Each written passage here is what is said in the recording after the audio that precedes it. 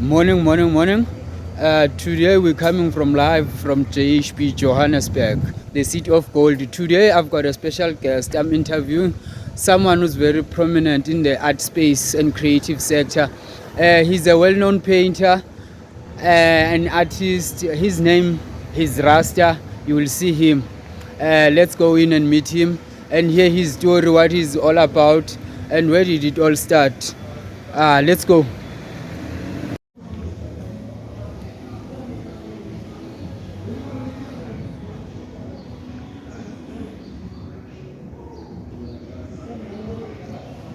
Hola, hola, fireman. Hey, my brother, how are you? I'm good, fireman. Hey, guys, hello, my people. Meet Rasta. Here's Rasta. Here's Rasta. How's it, my brother? I'm okay, my brother. How are you? I'm super good, my brother. Yeah, finally, I meet you and I hear your voice. Yes, yes. Yes, brother. Please, brother, man, please introduce yourself, my brother. Yeah, my name is Levanis Ranger. That's my original name. Can you say it again? Levani. Libani. Yeah, Levanis Ranger. Serenje. Yes. Okay. I was born in Zimbabwe, from Zimbabwe, Humani. Where in Zim? Then my father is from Mozambique, Where were you born in Zim? in Bulawayo. In Bulawayo. Yeah. So are you Ndebele or Shona? I mean, I'm not a Ndebele, I'm not a Shona. As I was explaining, what I'm born in Zimbabwe from, my mother is from Zimbabwe, my father is from Mozambique. Yes. So my father is in Ndau, so I'm in Ndau. But I know how to speak Shona and Ndebele because I grew up there. Yes. Yeah. Where did you start? Like, where did you your schooling? I started school there in Bulawayo, Kumla East, in Ingwekwe Primary School. Where? From 1984 up to 1990 at Ingwekwe Primary School. Okay. Yeah, then I went to my secondary school. That was Makwekwe Secondary School. It's in Makwekwe. Yes. Yeah, so that's what all started. Actually, it started at Makwekwe Secondary School when I used to do my paintings. We had a class there. Yeah, so I used to totalize even in my marks. Yes. Totalize with my artwork. And how old were you when you realized that you've got this special skill of art? The special skill I realized when I was in grade 1. Grade Because, 1. I used to do these cartoons, you see. Yes. Every time when I've got my spare time, I used to do my cartoons. Then there was my late grandmother who used to come to Bulawayo from Blanc. Yes. She would ask me to sketch some of the fabrics that she bought, and she would follow there with the different color of threads. So as I grew up, my grandmother used to cheer me, like, hey, you're gonna be a big artist. Yes. But my mother didn't believe that. And, maybe he likes playing, or he likes doing a Popeye. Yes, yes. Then the talent boomed from that. So your grandmother was your huge inspiration and your huge supporter. Yeah, she was, because I can say she was an artist as well, because she did craft.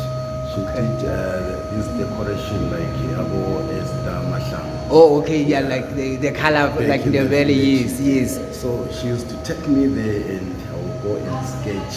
When she's sketching other people's houses. Yeah, then I would be helping her on that note. So she realized my dream and my talent. This one is going to be a big artist.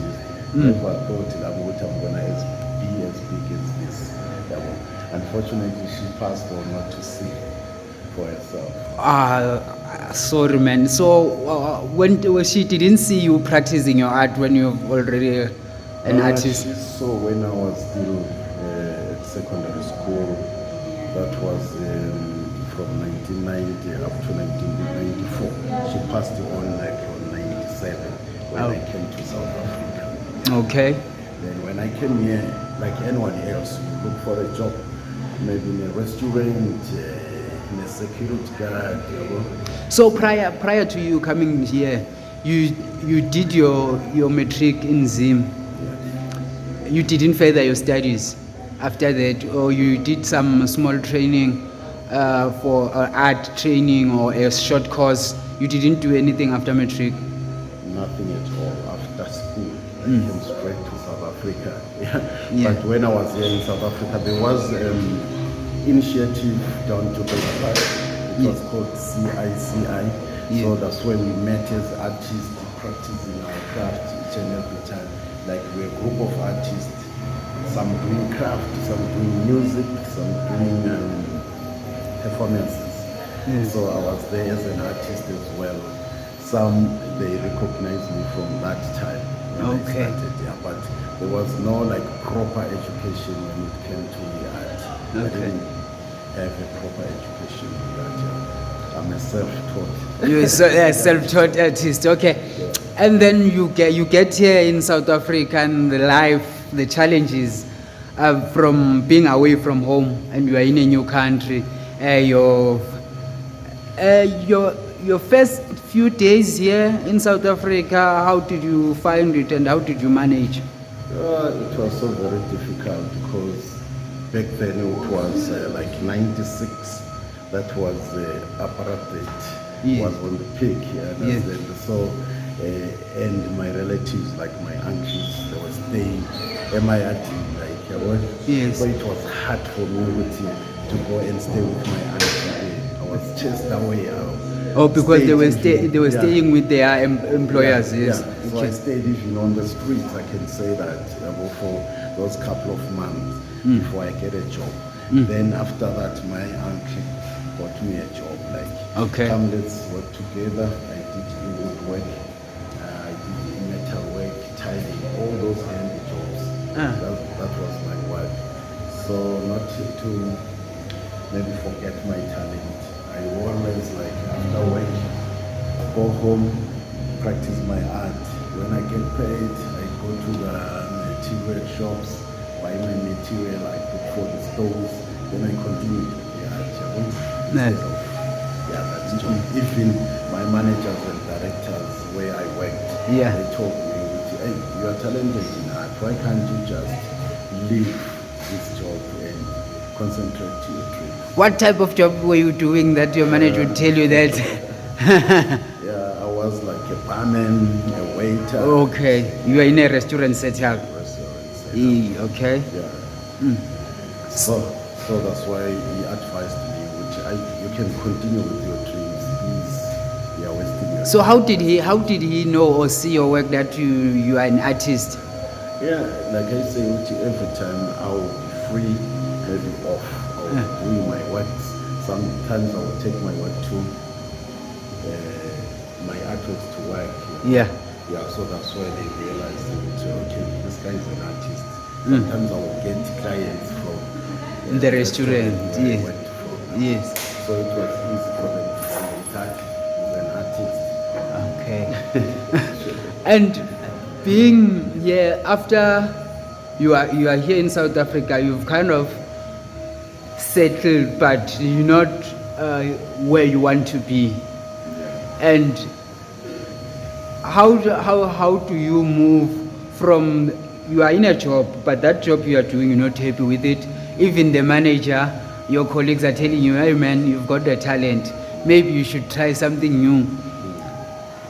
From those conversations, what happens, what pushes you to say, you finally say, nah, I'm going to live my life, I'm going to pursue my dream? How did you stay in that job and go for something similar to what you love and you aspire to do? It was like something that was keep on pushing me, even before I was told by anyone that you can be an artist. I was born an artist. Yes. Yeah, well, so there was that thing every time which, hey, let me do my work. You understand? If you are given, like maybe talented people, Yes. like how I call myself, it's not easy to quit the job with another day. Because at times you find that you'll be working nicely anyway, but if you are not doing what You love. it controls you. Sometimes you find out so I understand that someone who tells us has to go through those rituals. There's no way that you can skip it. So if you skip, sometimes you'll be sick or you won't find yourself. So it for me also, it's like that. It pushed me from that point. I have to paint. I have to be an artist. Yeah. It's not by default. It's me. It's in myself. Yeah. And then when did you eventually quit that job and found another job, or you just pursued, you went to art? The job, actually it was December time when the manager said, hey, you can continue next year, but please follow your dreams. Yes. So by then, Bank Simani, I was paid bonus and stuff. Yes. Then I booked the stalls in Rosebank. Yes. I had to sell my artworks in Rosebank stores. So I booked there for 2 months. Then, yeah, the business. Oh, you booked after getting paid. You bought your materials to do your art. Materials, then booked the store. From there, I was selling. So there was no point for me to go and look for another job or to go to. Oh, that was December. That was December. Yes. You never went back to that job in January. I never went back. Yes. I never went back. I continued to do art. And then you are in Rosebank. Back then Rosebank was white populated, and it was amongst the vibrant scene for celebrities, because I remember YFM was there also. There was also art exhibitions. And now from the job where you were employed, doing what you don't love, now you are in Rosebank, you're meeting a lot of celebrities, I imagine, a lot of wealthy people, I imagine. And there's a popular radio station, youth radio station, which is YFM back then. How do you manage in that area or in that space? How do you maneuver in that space? And you eventually say, now I'm comfortable here. Yeah, I felt it because when you are surrounded by the threats, now you feel great. So I was rubbing shoulders with those celebrities, and I was on that top notch as well. Which now I'm here, I have to showcase my work. Yes. In a way that I have to be more than I used to be. Because when you meet Abantu Abagret, now we have to act like a very greatest. Yes. So I pushed on with them. There was this YFM studios there around. I used to go there by the window, maybe peep through those guys on radio. Sometimes I would do my paintings of them, just to make them like and buy. So, but unfortunately, sometimes they will be like, you're still young, you can't do this properly. But I keep on doing my works. I remember I met DJ Fresh. DJ Fresh, I don't know if he knows about it now. He gave me a poster of himself, saying, Rasta, keep this. Then he signed it. And I painted that poster. I went to the YFM studio by the window and I showed them. They were waving at me. After that, Fresh was like happy with that painting. So I started there and okay, these celebrities, they like their artwork. So Fresh was the first celebrity that gave you a signed poster, and you turned it into an art piece. I can recall Fresh, but there is a mayor of Johannesburg that was Amos Masondo that I painted. Yes. Why he cabinet Nelson Mandela. Yeah, I remember. Yeah, so imagine that was maybe 98, 99 when I painted him. So it was very rushing and too much people there. I couldn't hand the painting to him. Yes. But I gave to the bodyguard, of which like he saluted at me like, I like the painting. But I don't know whether he got it. Yeah, okay. Still alive, I'm gonna ask him when I meet him. Yes. Plus now his back is around Joburg now. Yes, yeah. So in those from Fresh, after painting that poster of Fresh, so Fresh, you gave him that post. You gave him that artwork. Yeah. He appreciated it. Yeah, appreciate it. And how was the feeling after that? The feeling was so very good. As I say, when you are among those greats, very allowing you feel. Imagine my painting with Fresh. Yes. That was a huge thing for me. Unfortunately, there was no Twitter Yeah, social media. to see. I was gonna try and maybe go to I started a nice painting of DJ Fresh. Yes. Yeah. And from there on, now I just want to get in your. Now you are in a comfortable space. Yeah. You are now saying you are doing your art. How long did you stay in Rosebank, working in Rosebank and doing that art? And maybe did you expand or maybe change a location? The challenges that you faced in Rosebank while you were doing your art, starting out your art. Now you've got, because I understand you had your own store in Rosebank or your own setup that you were working from. What were the challenges and how did you manage to work from there?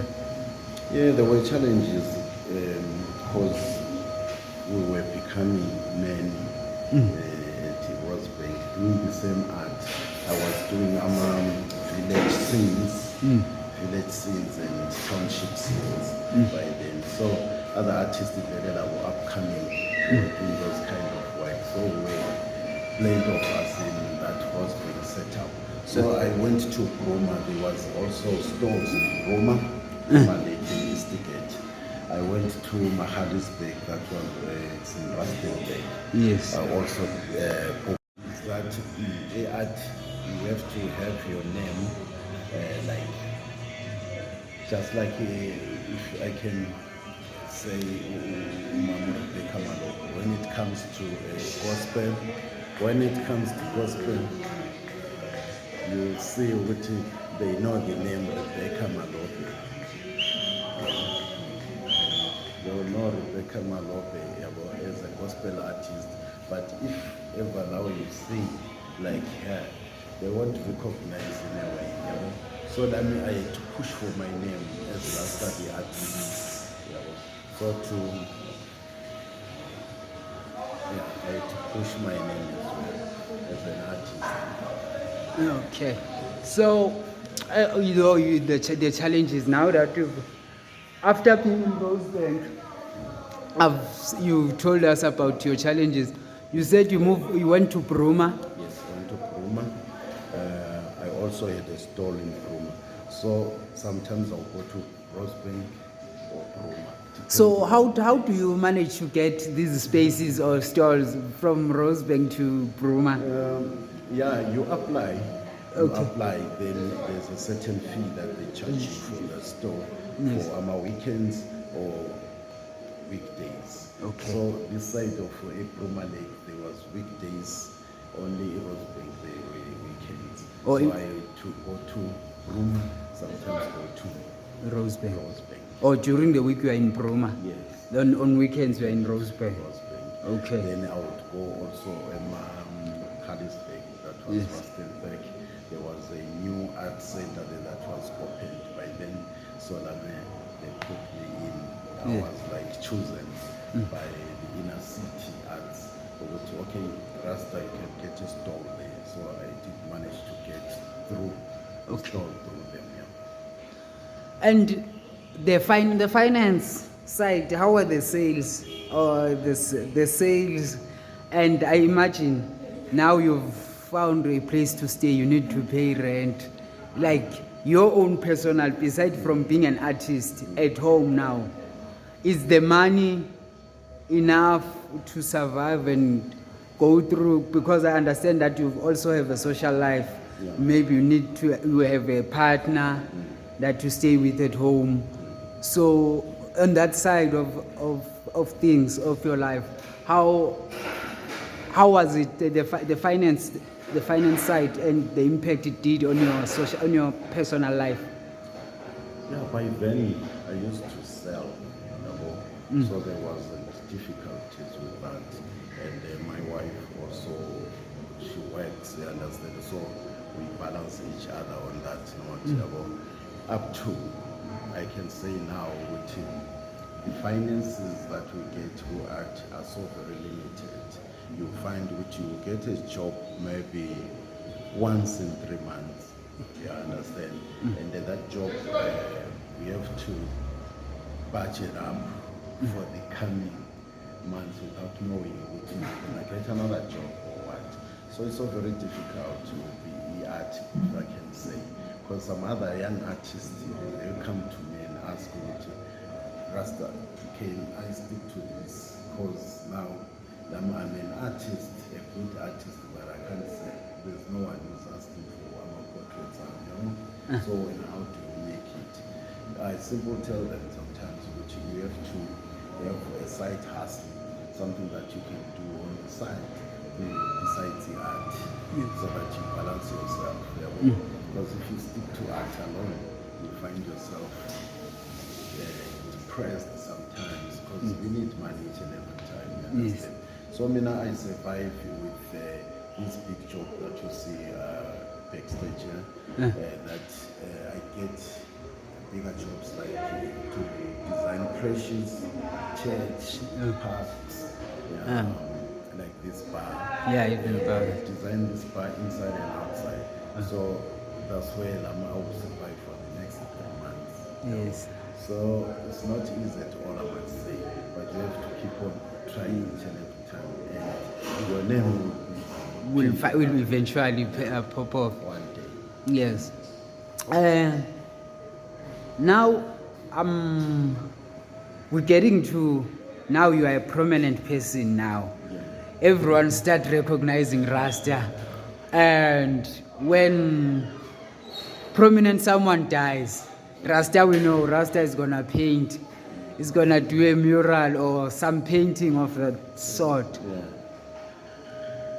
Where your big break in this, I don't know what you call them by your profession, this painting that you do when someone has passed on, or something has happened, like Amapogopogo winning Rugby World Cup, those things.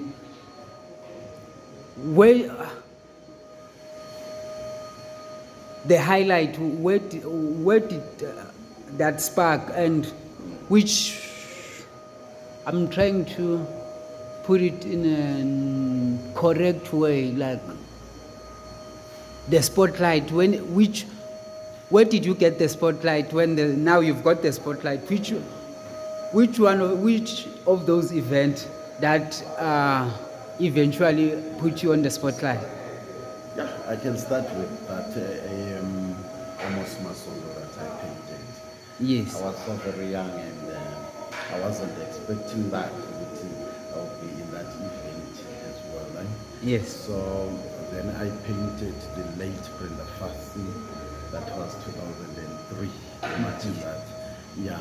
So there was only newspapers. Yes. No Yeah. phones, no social media. Yes. It was only newspapers. That's where I saw my face on the newspaper there. I think it was some on in front of the box of Brenda Fassi, Yes. on her funeral. Yeah. Yes. So I was so very excited to see that even the next day on newspapers, people were like reading about me, but there was no name. Yes. Yet.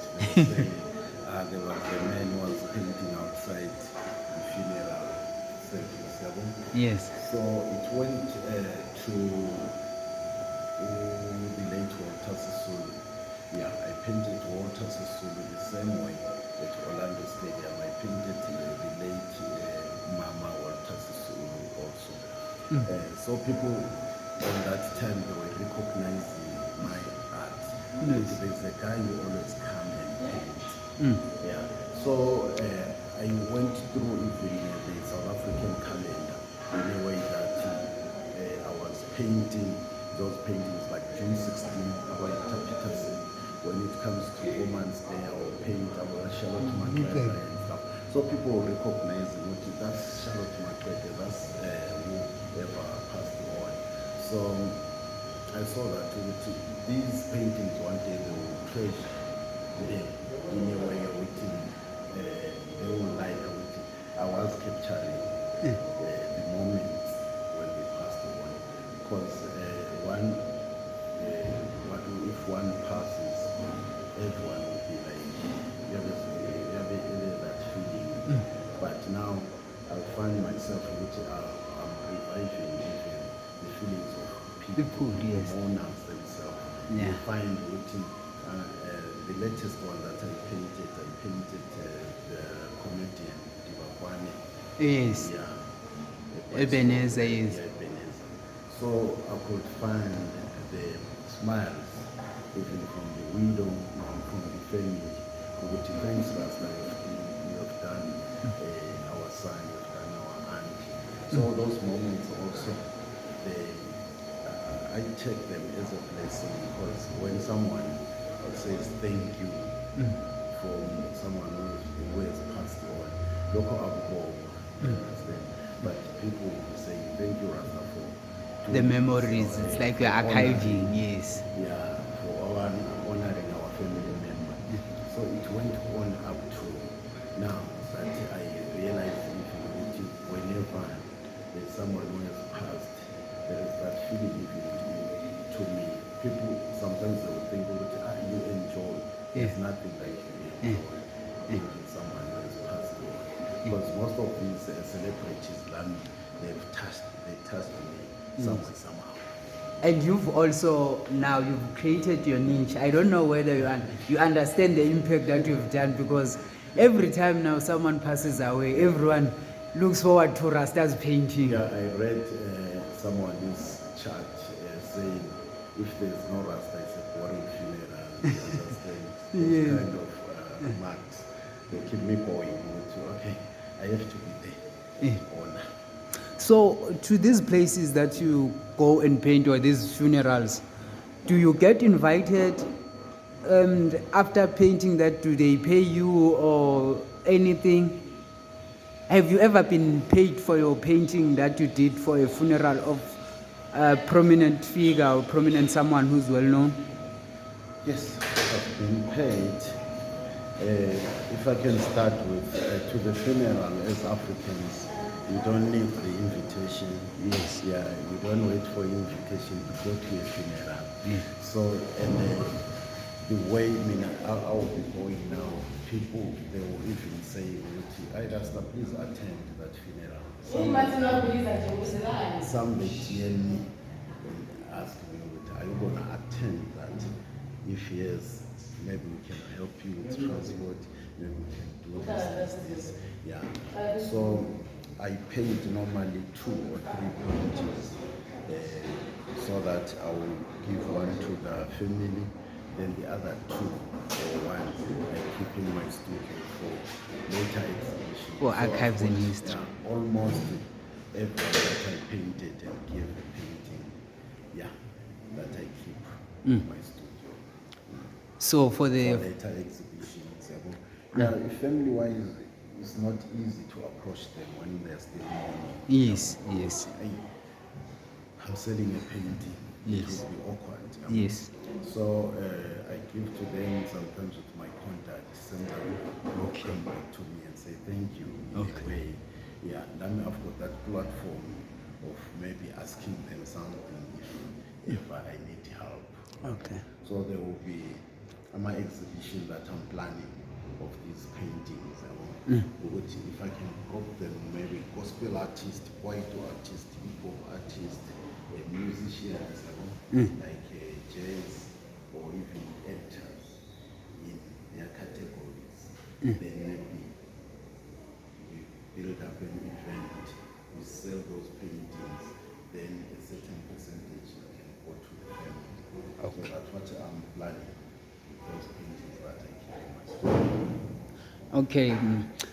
And please, Rastaman, tell me about the biggest check you've ever made from your painting, and the smallest. I haven't reached the biggest track, I must say, but But there must be that one when you looked at it, said, nah, I never thought I'd see this or touch you this. can get 50K for a painting. Yes. You can say it's a bigger check, but when you check the work that you have done, Yes. it can be more Yes. than 50,000 rand. Yeah. But we always appreciate as the artist that, okay, let me take this. Because what I believe is I don't do art for that sake of money, but yes, I have to get money. Yes. But I don't have that. You do it with passion. Yeah, with passion, you Because if I was doing it for money, I was gonna give up there and there. Because people will be like not paying if you do paintings. So whenever much I do painting, I will know that this is gonna pay back one time, one day it's gonna pay me. I don't wait for that instant money that I'll get from maybe anyone. But as long as I survive in a way that I get jobs like these murals, then I'm good to go. Okay, and what was the question that there was a question that I wanted to ask you. Okay, now tell me, Rasta, about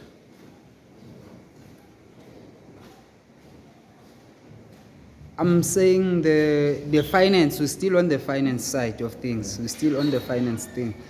As you're saying, you can receive 50,000 cash, but when you look at the work that you've done, it's more than that.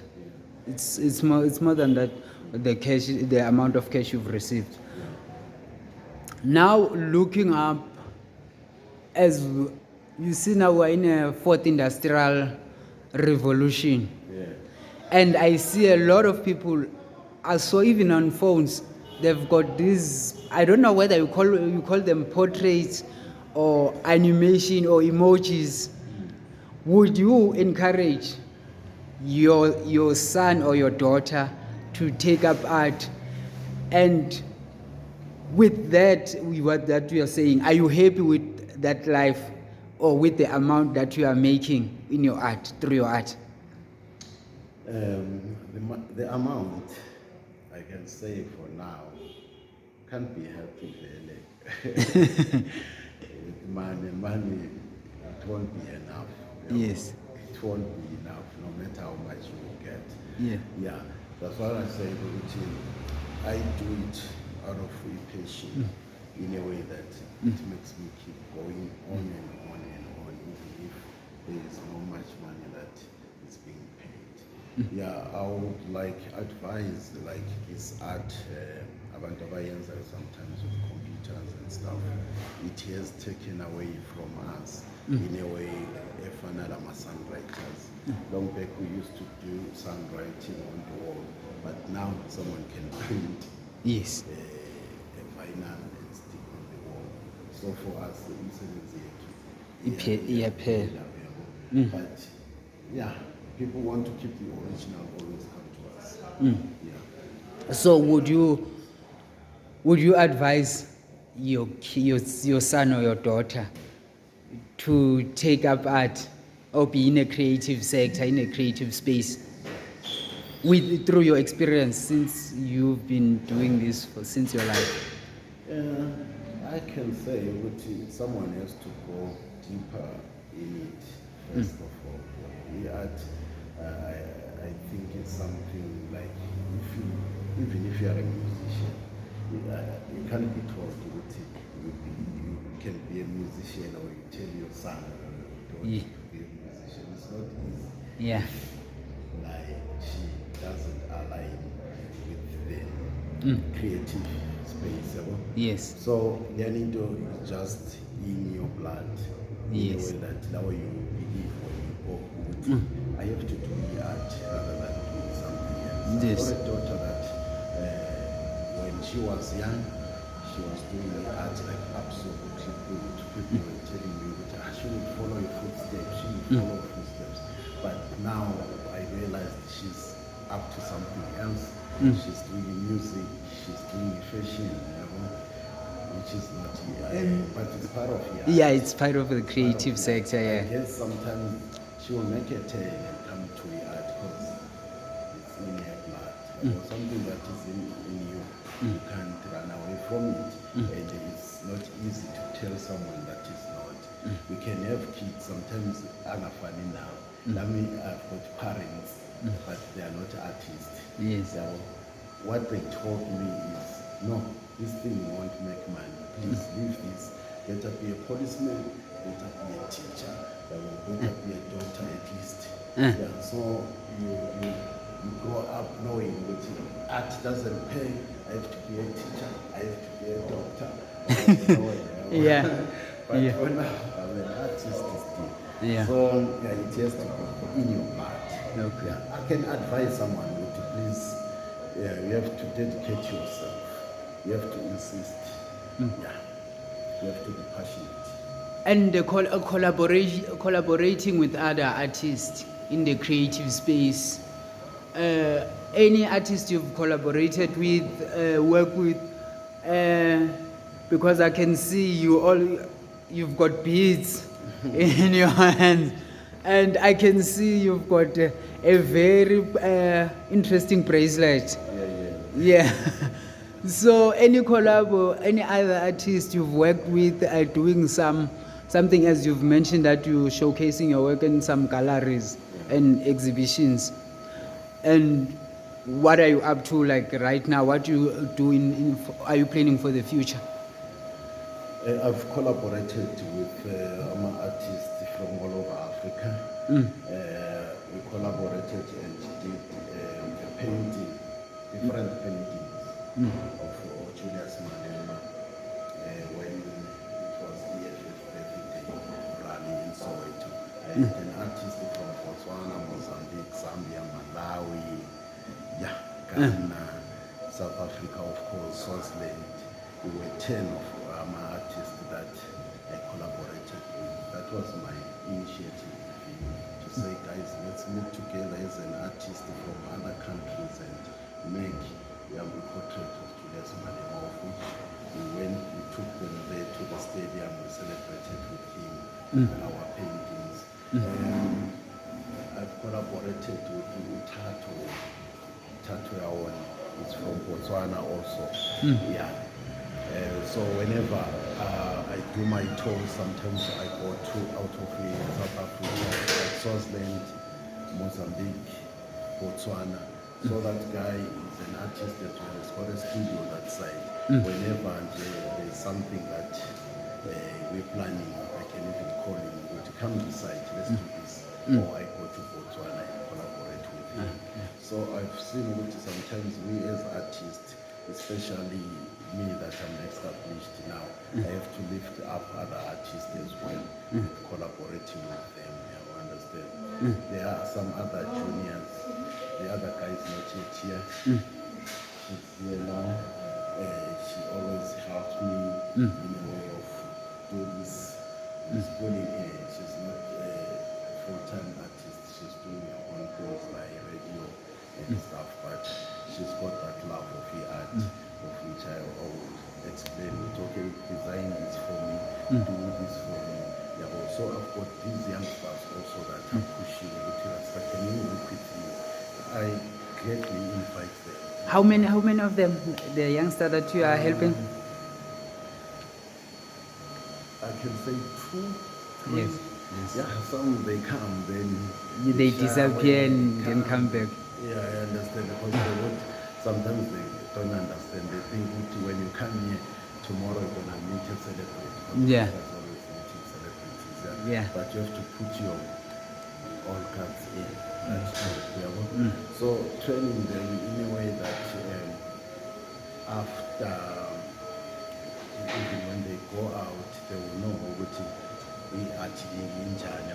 I'm What teaching is them art? the hard way. Which yes, there's no money, then work. Even there's no money. Okay. Challenging them also to do your works properly in a way that it's fit to the creativity. Yeah, some are giving them advice. Okay, go to Rosberg and try to sell your art. Go to this store and try to sell your art. So, yeah, on that note, I'm just going here it comes, it's late. Okay. And now, your future, what's next for Rasta? What are you currently busy with? Now we are closing. And your advising something that you are busy with, something you are planning in the near future, and where do people get hold of you if people want their mural, want you to come and make their places beautiful? For the future, I'm still working on on our banknotes.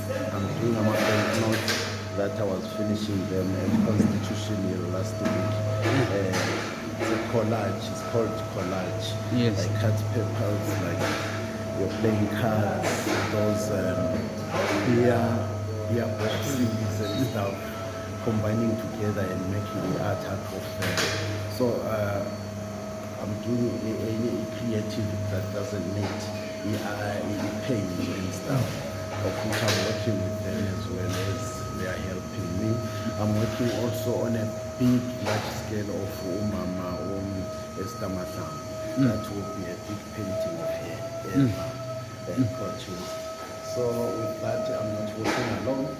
I've got my fellow students here that I'm working with. So by doing that, I'm trying to machine that name also, which I once worked With them, Yeah, yes. It helps sometimes.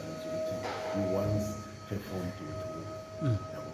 So for the future, I guess that's the exhibition that I'm waiting for is to group these paintings that I did for the past 20 years and do celebration.